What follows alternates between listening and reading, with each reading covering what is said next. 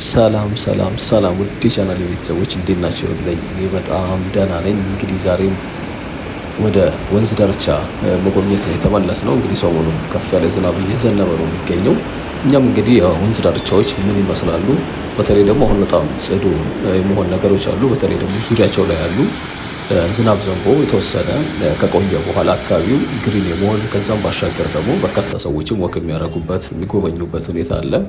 እንዲሁም ደግሞ ከተማዋ አረንጓዴ ወደ መሆን በደንብ እየተመለሰች ይገኛል። እኛም ደግሞ ዛሬ እንግዲህ የምንመለከተው የጊዮን አካባቢን ነው የሚሆነው። ይህ በጣም ታሪካዊና እንደዚሁም ደግሞ አሁን ላይ በደንብ ሰዎች የሚጎበኙት ከዚህ በፊትም እንደነበሩ አይነት ማለት ነው። እንደዚሁም ደግሞ ከአገልግሎት ከመጠቀም ባሻገር ዞር ብለው የሚጎበኙ ሰዎች አሉ።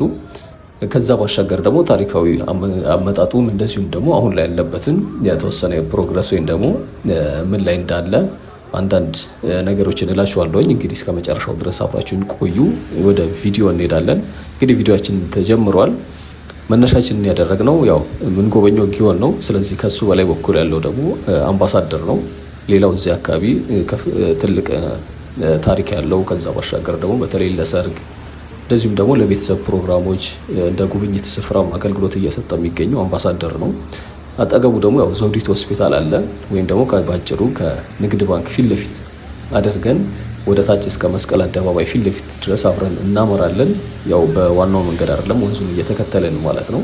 እንግዲህ ዘውዲቱ ሆስፒታል ይሄ በግራ በኩል የምትመለከቱት ህንፃ ነው። በጣም ታሪካዊ ከእቴጌ ዘውዲቱ ጋር ተያያዥነት ያለው እሳቸው ያስጀመሩት በጣም ታሪካዊ ሆስፒታል ነው። እሱም እንደሚታወቀው በጣም በቅርቡ ደግሞ እድሳት ተደርጎለት በክብርት ከንቲባ ለአገልግሎት እንደበቃ ይታወቃል። መልሶ ከእድሳቱ በኋላ ማለት ነው። እንግዲህ ሌላ እዚህም አካባቢ ደግሞ አንድ የመኪና ቻርጅ ማድረጊያ ኦልሬዲ ተጠናቋል። በዚህ በግራ በኩል ጠጋ ብዬ ላስመለክታችሁ ሞክራለሁ።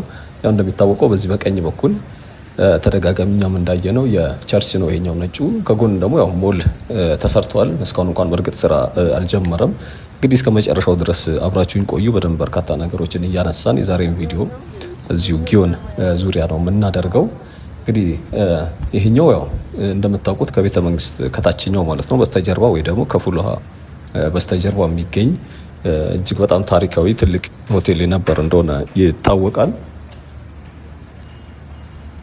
ከዛ ባሻገርም ያው አሁን ላይ በመንግስት ስር የሚተዳደር በተለይ ደግሞ ሲመሰረት ጀምሮ አፄ ኃይለሥላሴ ለልጃቸው ለልዑል ኃይለሥላሴ በስጦታ መልክ ወይም ደግሞ ለመኖሪያ የሰሩት እንደነበር ይታወቃል። በነገራችን ላይ መኪና ቻርጅ ማድረጊያውን እያየን ነው የምንገኘው። እዚህ ጋር አሁን ላይ ሙሉ ለሙሉ አልቋል። ይሄ ፊት ለፊት የምታያቸው ማለት ነው።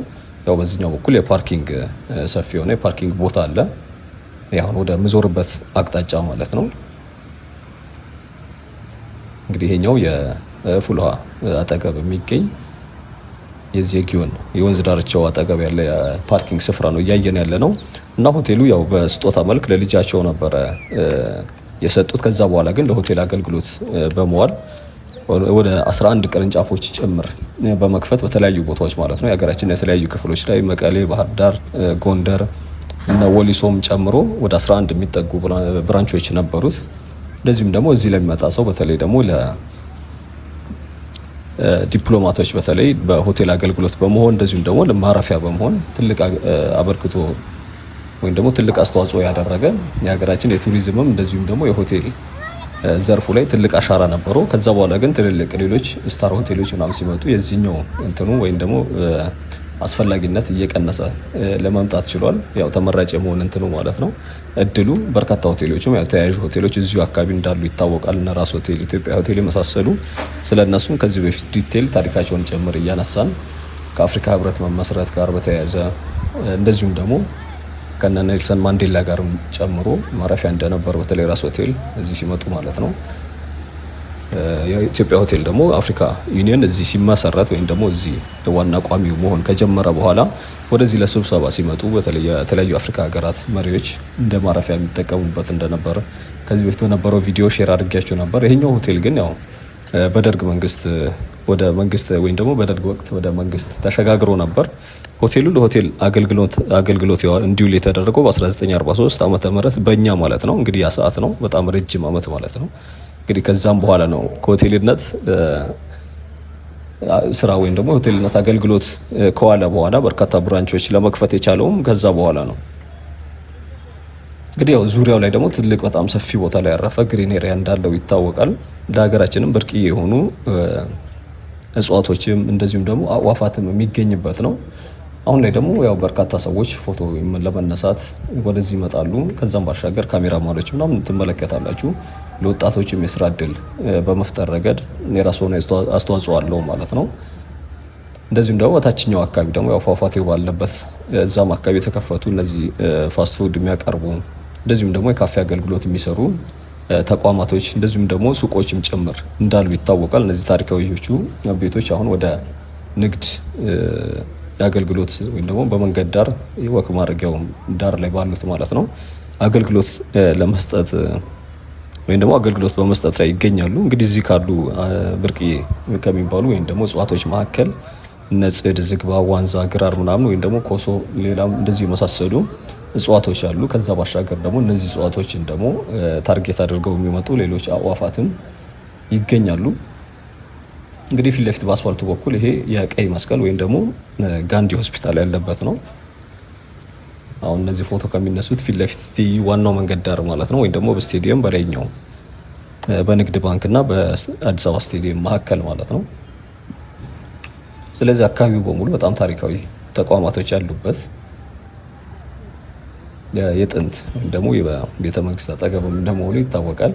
የጥንት ሰፈር ነው ወይም ደግሞ አካባቢ ነው። ከዛ ባሻገር አሁን ላይ ሶላር እንደዚሁም ደግሞ የስኬት ቱር፣ የቴኒስ መጫወቻዎች፣ የስኬት ቦርድ መጫወቻ ማለት ነው የመሳሰሉ እዚህ ታችኛው በኩል አሉ። ካፌው አጠገብ እንግዲህ እነሱንም ጠጋ ብለን በተመሳሳይ እንመለከታለን። ከዛ ባሻገር ደግሞ ወረታችም ወረድ በማለት የወንዙን ጥግ እየተከተልን መሀል ለመሀል በሰፊው አረንጓዴ ስፍራ ዛሬ በደንብ እንገባለን። በፊት መንገድ ዳሩን ብቻ ነበረ የምንሄደው። በጣም የምትመለከቷቸው አላቸው እድሜ ጠገብ የሆኑ ትልልቅ እጽዋቶች ይገኛሉ። መሀል ለመሀል ገብተን እነሱንም እናያለን። እንግዲህ ይሄኛው አሁን ላይ እንትን ባይኖርም እየፈሰሰ ወይም ደግሞ ፏፏቴ እንደሆነ ይታወቃል። ይሄ የቀለበት ሪንግ ፋውንቴን ነው። ከላይ ወደ ታች ውሃ ያፈሳል። አንድ ቀን ነው በእርግጥ እስካሁን ድረስ ተከፍቶ ያየሁት። ከዛ በኋላ ለምን እንደሆነ አላውቅም። እየከፈቱት አይደለም ወይም ደግሞ ውሃውን እንዲፈስ እያደረጉት አይደለም። እንግዲህ ሆቴሉ የስብሰባ አዳራሾች፣ የመዋኛ ገንዳ በጣም ታሪካዊና እንደዚሁም ህንፃዎች በጣም ሰፋፊ ማለት ነው። አረንጓዴ ስፍራውን ባሻገር የስፖርት ማዘውተሪያ ስፍራዎች ከዚህ በፊትም እንደውም ሳነብ ያየሁት የፈረስ መጋለቢያ ጭምር እንደነበረው በጣም ያ ማለት በጣም ሰፊ የሆነ ቦታ ላይ ያረፈ ከ100,000 ሄክታር በላይ ነው ቦታው ያረፈበት ቦታ ሰፊ የሆነ ምናልባት በጊዜዎች በተለይ በዚህ በኮሪዶር ተያይዞ ሌሎች ፏፏቴዎችን ለመፍጠር እንደዚሁም ደግሞ ለተለያዩ እነዚህ ሱቆች መስሪያ ህንፃ የተወሰነ ጠበብ ብሎ ሊታይ ይችላል። ነገር ግን ግሪን ኤሪያው ደግሞ ከዚህ በዛው ልክ ሰፋ ብሎ በተለይ በዚህ በስጢፋኖስ በኩል ደግሞ ስትመጡ በደንብ ነው የሚታየው። ከዛ ባሻገር መግቢያም በዛ በኩል እንዳለው ይታወቃል። ዋናው ፏፏቴው ባለበት በመስቀል አደባባይ ወደ 4 ኪሎ በሚያስወጣው መንገድ ማለት ነው። ከስጢፋኖስ በስተጀርባ በኩል እንግዲህ አካባቢው በዚህ በኮሪደሩ እንደገና መልሶ ወይም ደግሞ በወንዝ ዳር ፕሮጀክቶች መልሶ እንዲለማ የተደረገ አካባቢ እንደሆነ ይታወቃል። እንግዲህ እነዚህ ሶላር ፕሮጀክቶች ናቸው እነዚህ የምትመለከቷቸው። ከነሱ መሀል ላይ ደግሞ የስኬት ቦርድ እና እንደዚሁም የስኬት ቦርድ መጫወቻ እና የቴኒስ መጫወቻዎች አሉ። እንግዲህ ሻገር ብለን ደግሞ ወደ ዋናው መግቢያ አካባቢ ወደ ጊዮን ሆቴል አቅጣጫ ወደዛ ነው የምናመራው። እንግዲህ ፊት ለፊት የምታያት ቤት ደግሞ ያው የአዲስ አበባ ወንዞች ሙዚየም ነች። አሁን ከዚህ ከፕሮጀክቶቹ በኋላ ማለት ነው የወንዝ ዳር ፕሮጀክቶች መሰራት ከጀመሩ በኋላ ሙዚየም እንድትሆን ተደርጋለች። እዛ ፊት ለፊት ደግሞ የምታያቸው ዋናው አስፋልት ዳር ያሉት ግራውንድ ላይ ሱቆች ቢሆኑም ከላይ ደግሞ መኖሪያዎች አሏቸው።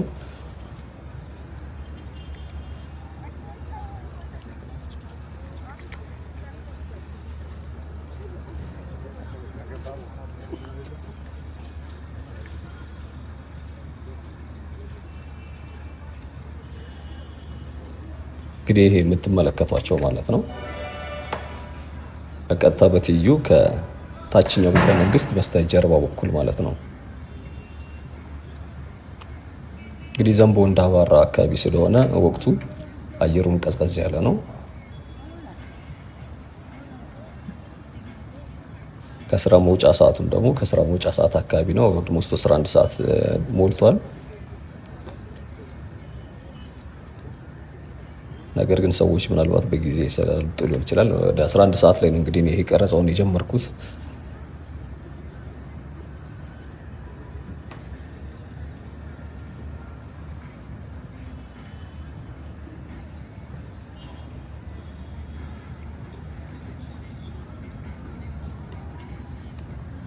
እንግዲህ እዚህ ያሉት ያው ሁለት ድልድይ ናቸው። የታችኛው ድልድይ ጋር ነን ያለ ነው። በላይ በኩል ቅድም ፎቶ ሲነሱበት የነበረው አንድ ተመልክተናል። ሁለተኛው ይሄኛው ሲሆን አሁን እዚህ ጋር ሁለት መንገድ ነው ያለው። በግራ በኩል መኪኖቹ ባሉበት መሀል በቀጥታ ወደ ፏፏቴው የሚያስወጣ መንገድ እና በዚህኛው በኩል ደግሞ የዚህ ወንዙን ተከትሎ የሚያልፈው መንገድ አለ፣ ወይ ደግሞ የጊዮን ሆቴል ዋናው መግቢያ በር አካባቢ ማለት ነው።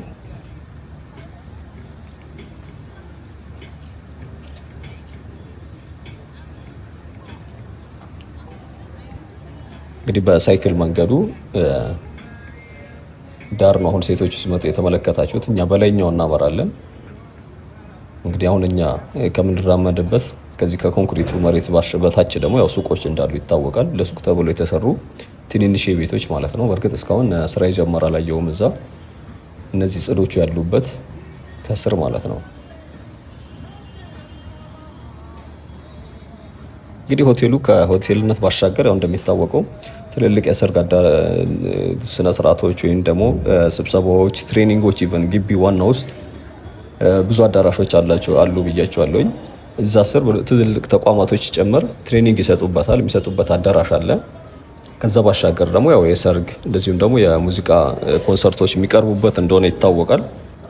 ያው አውደ ርዕዮችና የተለያዩ ኢቨንቶችም እንደተጠበቁ ሆነው ማለት ነው። እንግዲህ የመጣንበት መንገድ እስካሁን ድረስ ይሄንን ይመስላል። አሁን ወደ ግሪን ወደ ሆነው እንደዚሁም ደግሞ ወደ ተቋማቶች ወዳሉበት ወደዛኛው ወደ ዋናው ወደ ጊዮን ነው የምናመራው። እንግዲህ ከበስተጀርባ የምታያቸው ትልልቅ ሰማይ ጠቀስ ህንፃዎች ያየን ነው። የተለያዩ ባንኮች፣ ሄድ ኦፊሶች ጨምሮ ማለት ነው። እዚህ ሜክሲኮ ወይም ደግሞ ኮሜርስ አካባቢ የሚገኙት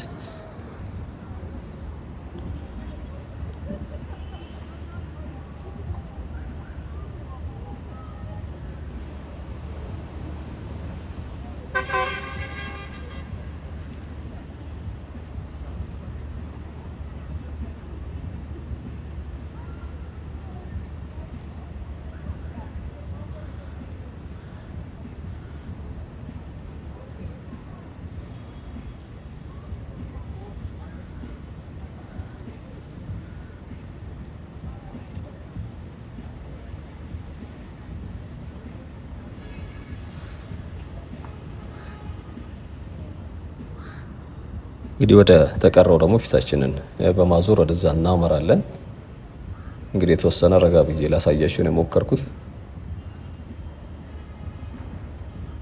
ያው ኖክም አለ እንደምታውቁት እዚህ ቀይ መስቀል ፊት ለፊት የነዳጅ ማደያው ያለበት ማለት ነው።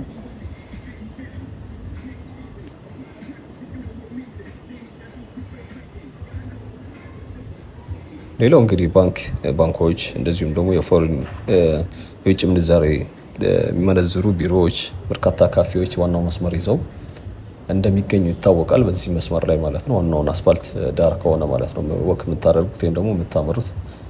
እኛ ደግሞ የእነሱን በስተጀርባቸው ምን ይመስላል የሚለውን ወንዙን እየተከተልን ያለነውን አካባቢ ነው የምንጎበኘው።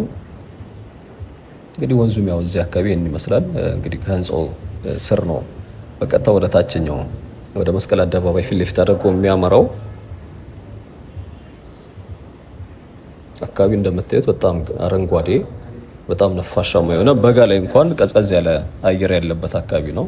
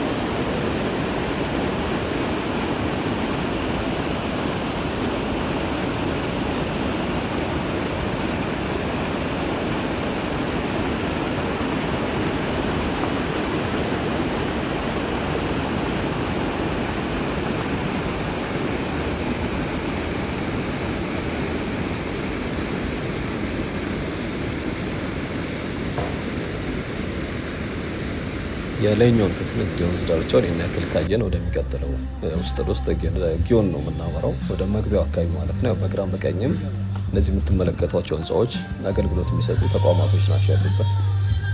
የካፌ አገልግሎት፣ የስፓ ሱፐር ማርኬት መሰል ነገራቶች አሉ። እንግዲህ ዋናው መግቢያ በዚህ በኩል ነው ያለው። ወደ ቀኝ ዞር ብለን መኪኖች ባሉበት ማለት ነው። ወደዚህ ወደ ግራ በኩል ነው መግቢያው ያለው።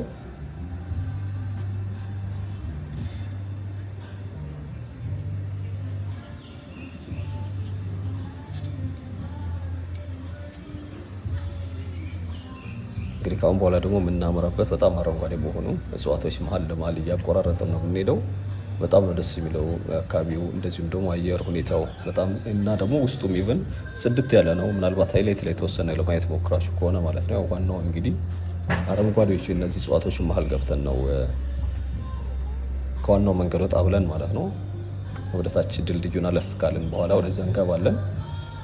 እዛም ገብተን እንግዲህ ምን ያክል ንጹህ እንደሆነ ውስጡም እንመለከታለን። ከዛ መጨረሻችን የሚሆነው ግን የመስቀል አደባባይ ፊት ለፊት ያሉ እነዚህ አሁን አዲስ ቆርቆሮ ስር ወይም ደግሞ ታጥሮ እየተሰሩ ያሉበትን ታችኛው ክፍል ድልድዩ ጋር ነው የሚሆነው። እዛ ነው የምናጠናቅቀው። እንግዲህ እስከ መጨረሻው ድረስ አብሯችሁ ነው።